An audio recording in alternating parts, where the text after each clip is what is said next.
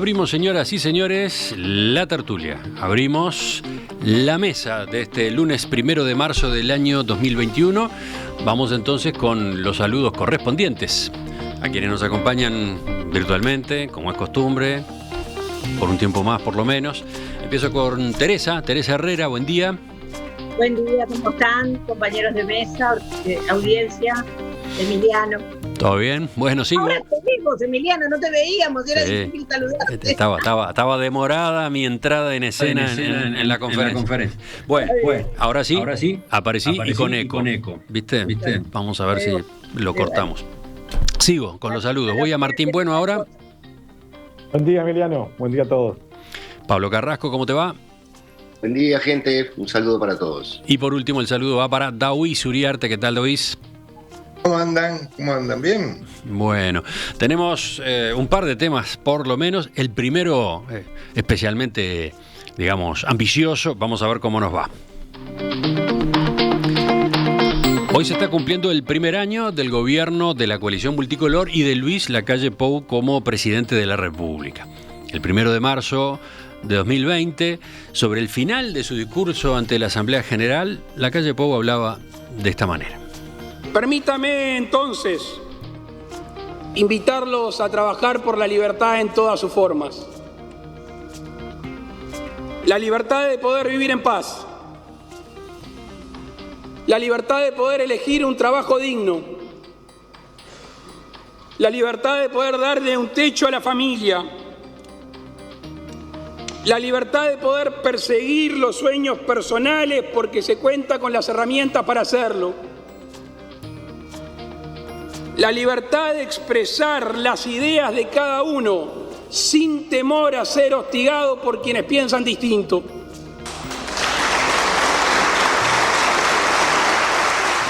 La libertad de crear, de innovar, de emprender y de tender a la excelencia. La libertad de criticar al gobierno cuando se lo merezca. La libertad de buscar la felicidad de cada uno de nosotros por los caminos que cada uno elija recorrer. Esta es la tarea del gobierno que hoy empieza. ¿Qué balance hacen ustedes de este primer año de la coalición multicolor al frente del gobierno nacional? Yo decía, un desafío ambicioso. Vamos a pedirles entonces intervenciones cortas de no más de 2 minutos, así después podemos tener debate efectivamente. ¿Quién toma la palabra para el arranque? A ver. Martín, vamos contigo. Primero Martín. A ver, en lo personal, y esto es, obviamente voy a hacer un análisis absolutamente como ciudadano. Yo, por suerte no tengo ningún compromiso político, así que es lo que siento honestamente. Por un lado, el presidente de la República en sí mismo, en mi caso personal y lo que he vivido, digamos, en este año, aparte fue un año muy complejo, superó las expectativas. O sea, yo realmente no tenía tantas expectativas sobre el rol de conducción, de liderazgo y de gestión del presidente y realmente me sorprendió para bien.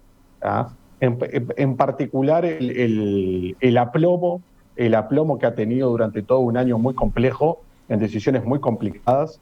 Realmente creo que hago un muy buen balance respecto al desempeño del presidente. Eso por un lado. Luego, todo digamos, el entorno a las decisiones sobre la pandemia. A ver, el primer año de gestión de este gobierno está intrínsecamente vinculado a la pandemia. Ahí creo que también hay una muy buena valoración. Y en el debe, o por lo menos en los asuntos que yo creo que este gobierno todavía tiene que meterle más y tiene que meterle. Entiendo que el primer año de gobierno es muy difícil, pero son temas estructurales. Yo me quedé con sabor a poco respecto a las 2 grandes leyes que aprobó el gobierno. A la ley de presupuesto y la LUC, me quedé con sabor a poco. Yo realmente sentía que en esas 2 grandes normas tenía que haber más temas estructurales del Uruguay, que creo que no los hay. Creo que básicamente el Uruguay estructuralmente sigue siendo el mismo que antes. ¿Bien? Y un tema que se reitera, y lo voy a poner como otro debe, es el de la política exterior. No porque no haya habido logros, porque creo que era muy difícil obtener logros en este año, o sea, no es una crítica porque no haya habido logros, es una crítica por esa sensación que no hay una conducción clara desde Cancillería. Esto obviamente que al gobierno le pasó también, que tuvo la caída de Talvi casi que inmediatamente y fue muy complejo, pero bueno, 2 buenas y dos debes en este primer año. Bastante bien con el tiempo, 2 minutos 10 segundos. Te escucho a ti, Teresa, ahora otros 2 minutos. Muy bien, bueno, yo creo que, contexto pandemia ineludible, ¿no? Gestión de pandemia yo la evalúo positivamente.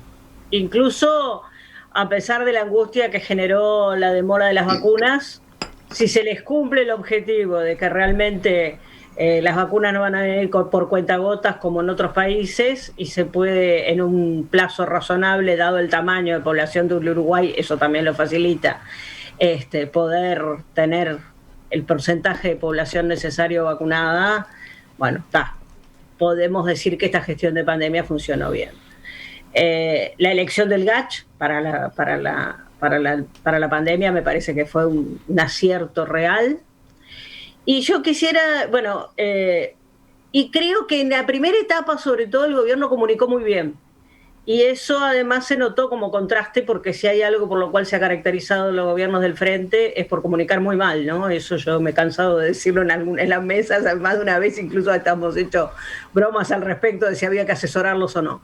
Creo que sí, que ha comunicado muy bien desde el punto de vista comunicacional. No voy a ponerme en torno al contenido del relato, simplemente digo, desde el punto de vista comunicacional ha comunicado muy bien.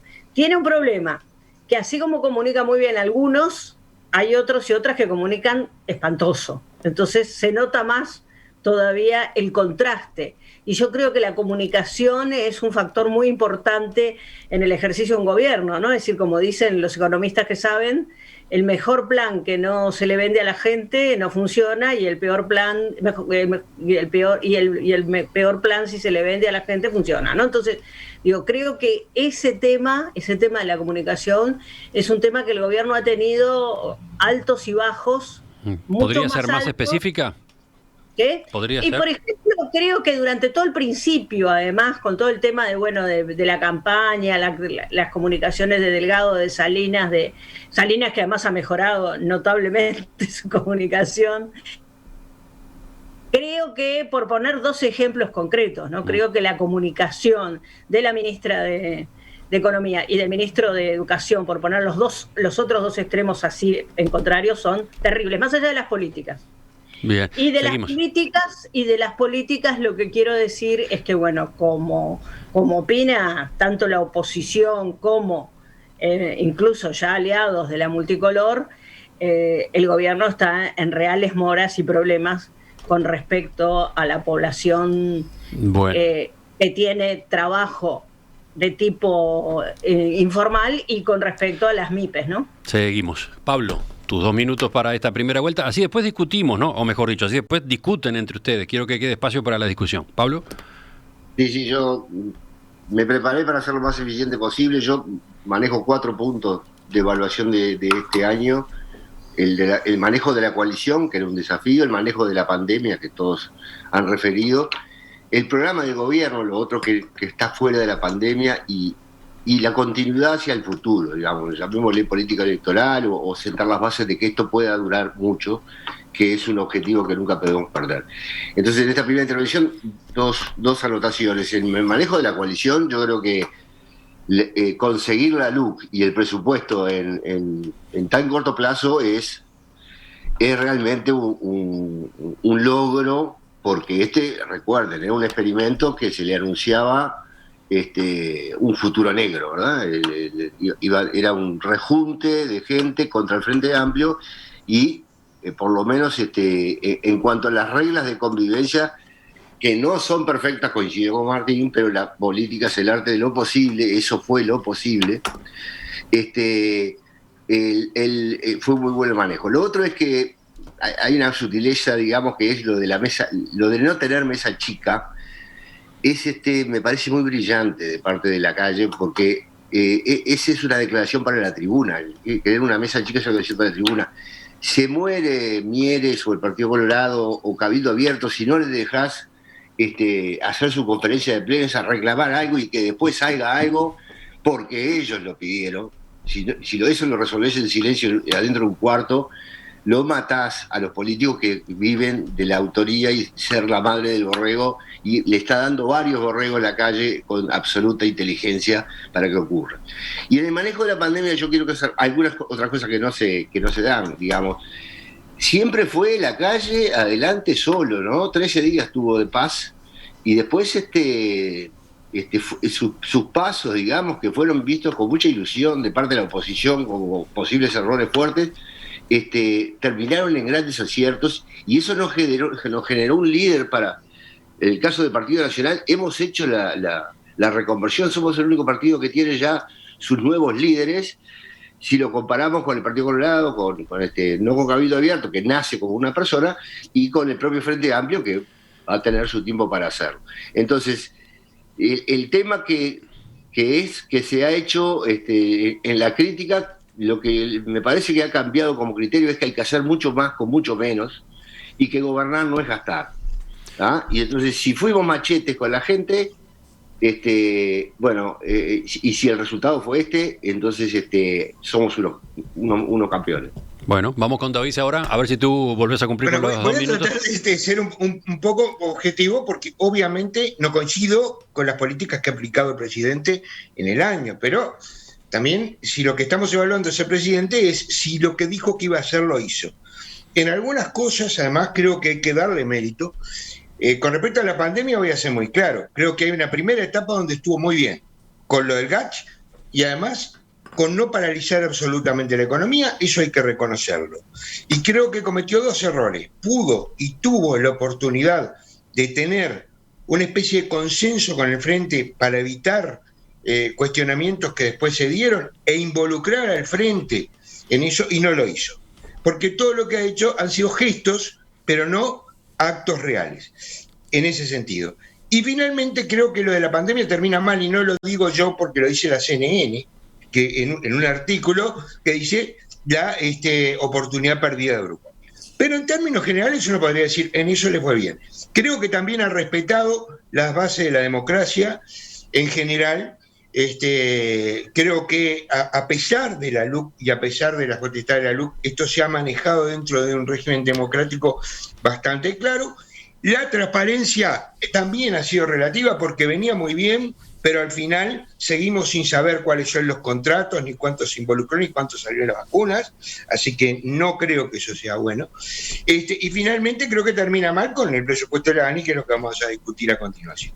Obviamente que desde el punto de vista de su gestión, la LUC fue un triunfo, el presupuesto también, porque en realidad es la aplicación de su programa, aunque dentro de la LUC había cosas que no dijeron que iban a hacer y aparecen en la LUC. Pero bueno, es parte de las trampas de la política también, ¿no?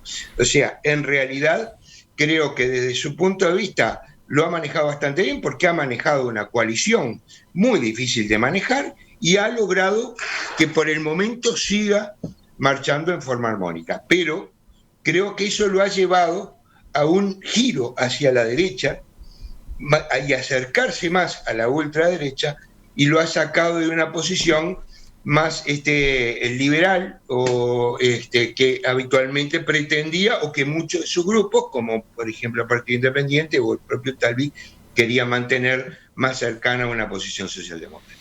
Así que bueno, yo creo que hay logros que tuvo, pero que obviamente con los que yo no comparto. Martín, veo que hay varios mensajes a propósito de lo que se señaló de Teresa en adelante en cuanto a la comunicación. Tú en esa materia, ¿cómo te ubicas? ¿Querés volver sobre ese punto o ibas por otro lado? No, a ver, el tema de la comunicación está claro que lo manejan de manera brillante y muchas veces se lo critica porque dicen que es una agencia de publicidad. Y bueno, a ver, es parte de ser gobierno. O sea, un gobierno se tiene que comunicar y transmitir mensajes todo el tiempo. En todo caso, yo me preocuparía si un gobierno comunica mal. ¿Bien? En todo caso, creo que es un activo de que tiene gobierno, porque a ver, cualquier gobierno que haya, y yo recuerdo momentos donde, sobre todo en el último gobierno del Frente Amplio Presidencia, había perdido poder, ¿tá? O la sensación de que la agenda no se marcaba así. Todo gobierno necesita que en presidencia de la República se maneje poder. ¿Tá? Y aquí lo que se está construyendo, que tiene riesgos, tiene absolutamente riesgos, es un liderazgo presidencial muy fuerte. Eso tiene que ver con dos cosas, yo creo. Con aciertos en la calidad de liderazgo y de gestión que ha hecho el presidente, él en su trabajo como un profesional político, él es un profesional político que lo contratamos para ser presidente y se está desempeñando, yo creo que de excelente manera. Después, obviamente, que hay cosas que me gustan, cosas que no me gustan, pero en su calidad de presidente está haciendo una muy buena gestión. Y si a eso le sumo, que es la sustancia, lo de fondo, una manera de comunicar que la verdad viene siendo brillante, de cercanía, de estar cerca de la gente, de comunicar bien y transmitir seguridad, transmitir que hay alguien que está, digamos, mandando y que está haciendo las cosas. Yo creo que se conjugan dos elementos, la sustancia con una excelente comunicación. Creo que es lo que cualquier gobierno quiera. Después me podrá gustar o no algunos elementos, pero es lo que cualquier gobierno quiere. Lo preguntaba porque a partir de lo que se señaló en las intervenciones anteriores, entre los oyentes veo de todo, ¿no? Quienes comparten y quienes dicen, ojo, hay excesos, ¿no? Por ejemplo, en cuanto a la figura personal del propio presidente, a ver, mostrado en actividades particulares, etcétera, etcétera.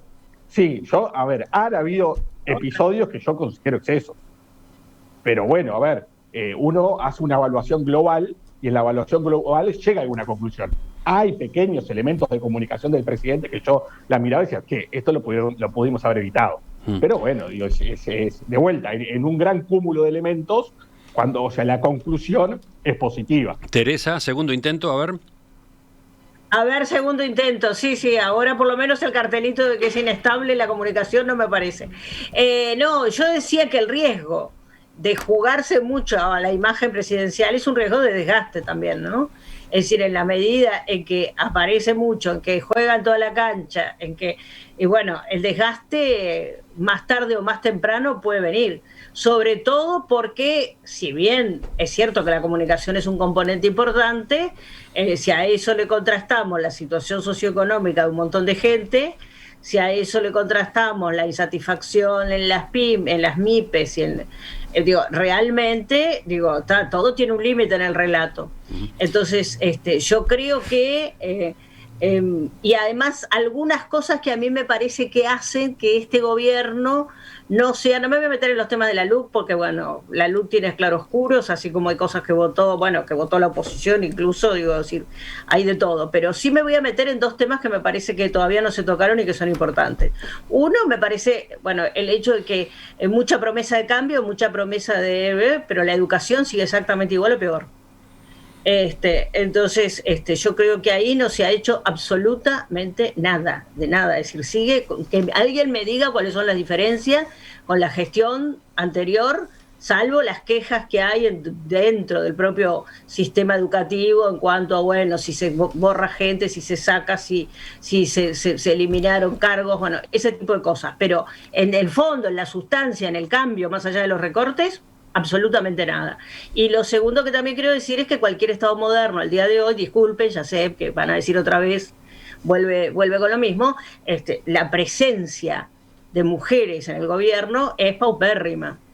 Es cierto que las pocas que hay son realmente mujeres potentes, pero me sobran los dedos de una mano. A propósito de la comunicación y lo que dicen algunos oyentes de que habría algunos excesos en la de la calle Pou, Ignacio pregunta, ¿exceso? Debe ser una broma. El gobierno de Mujica fue lo más parecido a un bizarro reality show.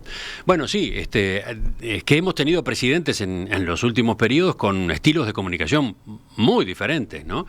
Está claro que el de Mujica fue un caso de comunicación permanente, ¿no? Comunicación cotidiana, gota a gota, momento a momento a lo largo del día. Si me permitís, yo creo que en realidad fue muy bueno el nivel de comunicación, de eso no cabe duda. Y fue muy bueno, aunque desde mi punto de vista fue muy perverso. ¿Por qué? Porque en realidad aparecían determinadas noticias, pero otras, muy importantes, no aparecían.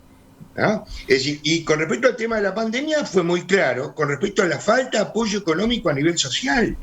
Es decir, cuando se instrumenta a través de organizaciones que en realidad ya estaban previstas por el gobierno anterior, como la tarjeta, etcétera, en realidad lo que se distribuye económicamente son chirolas y se muestra que se está dando, pero no dice cuánto se está dando.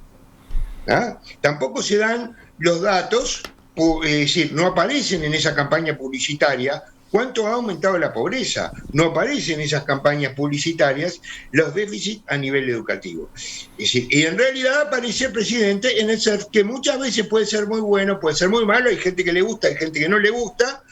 Yo creo que ese fue un error, porque además en medio de una emergencia estamos teniendo una campaña publicitaria que nos muestra al presidente muy lindo, haciendo surf, o sea que eso para mí. Pero bueno, hay gente que le pareció maravilloso eso y me parece que ese es otro problema.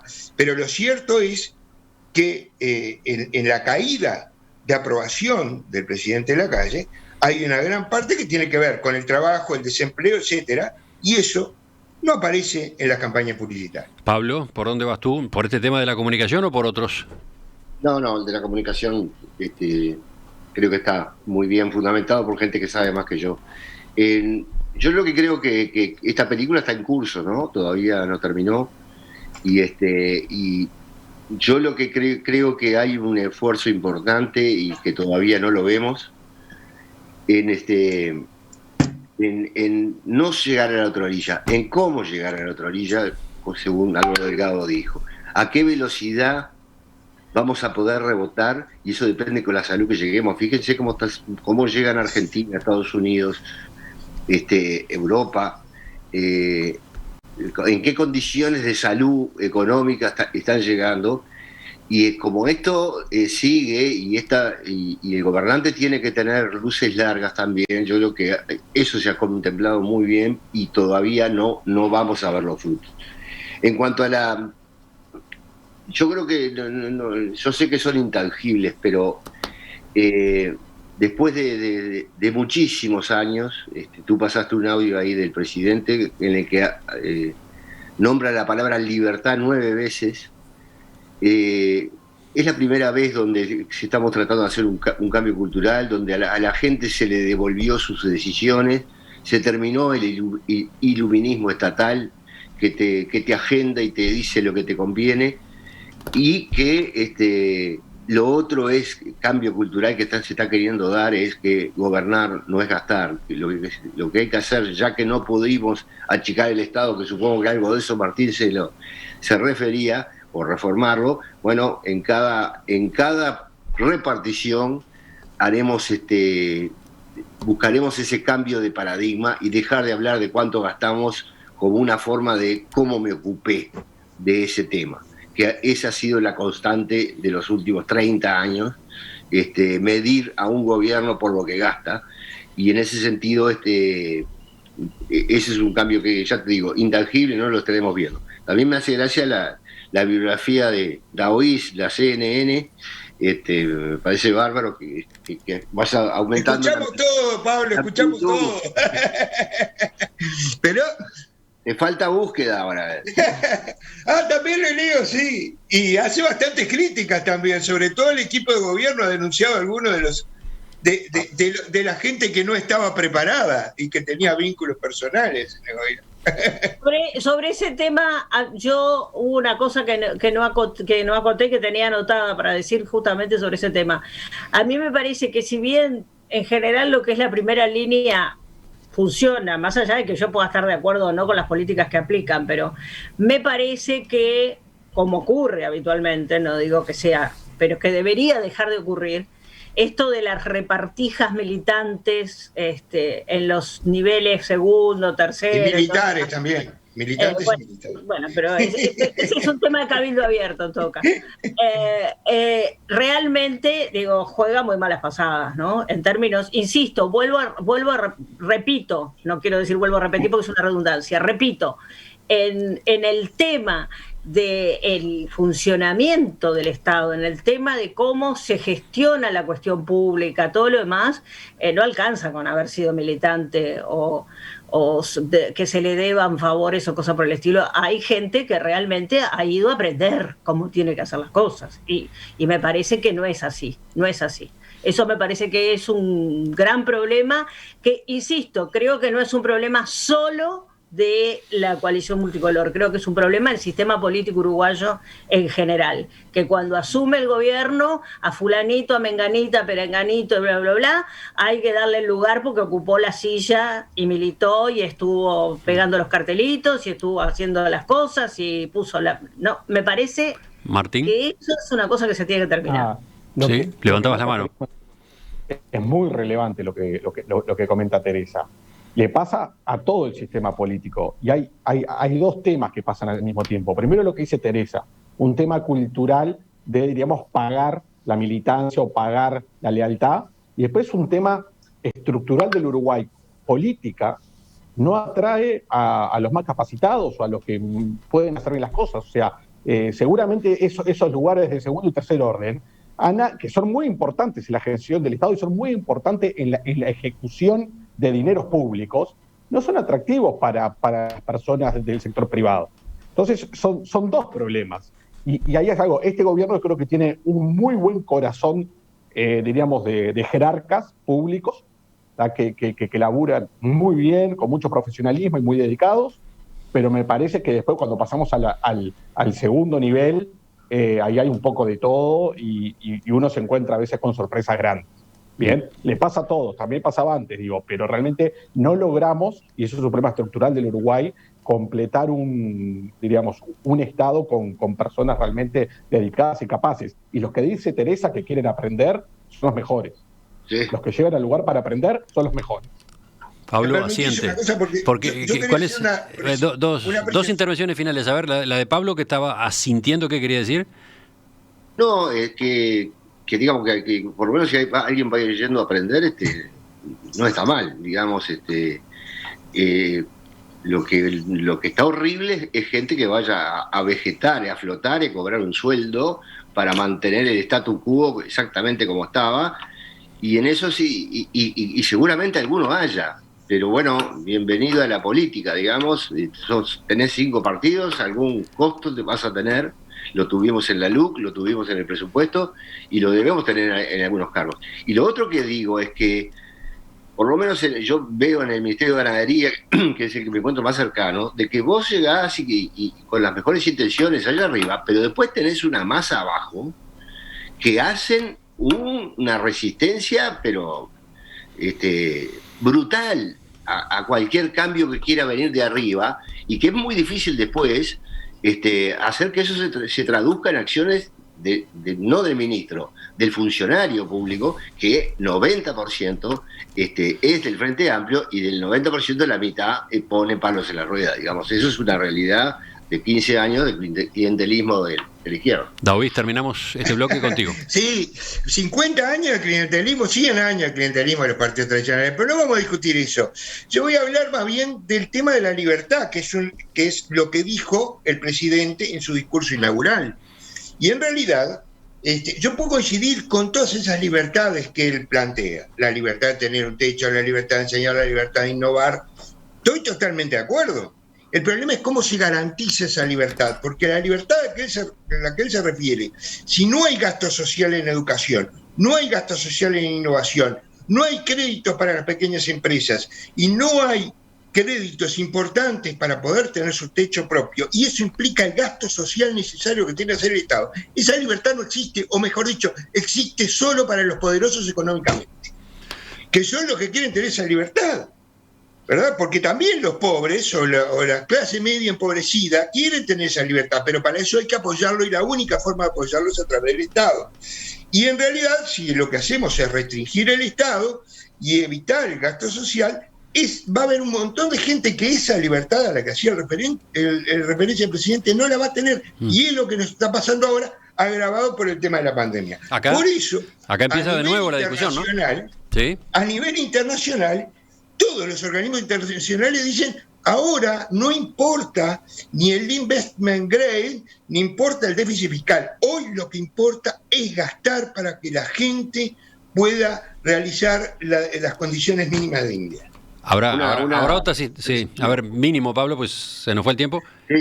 Una precisión. No es verdad que no hubo apoyo al crédito en las pymes. Es más, el Frente Amplio está muy enojado porque entre lo que hablamos de gasto de la pandemia, hemos incluido $500 millones de garantía para que las pymes puedan pedir crédito. Es más, nos criticaron por eso. Así que por lo menos reconozcan de que eso está y que después hicimos juego sucio con los números. Pero bien, te saco lo de las pymes y te dejo todo lo demás. Es cierto porque a mí concretamente, que tengo una unipersonal, no lo hablo de afuera, Ande me mandó plata. Y después, 2 meses después, me enteré que la plata que me habían mandado era para devolver, que no era un apoyo para... Entonces, digo, hasta ahí, perdón, pero se parece al capitalismo patético. Eso. Fue se parece mucho al capitalismo. Bueno, volveremos sobre este balance. Claramente, en estos días estará arriba de la mesa en varias mesas. Ya volvemos. Hay un segundo gran tema para la tertulia de hoy.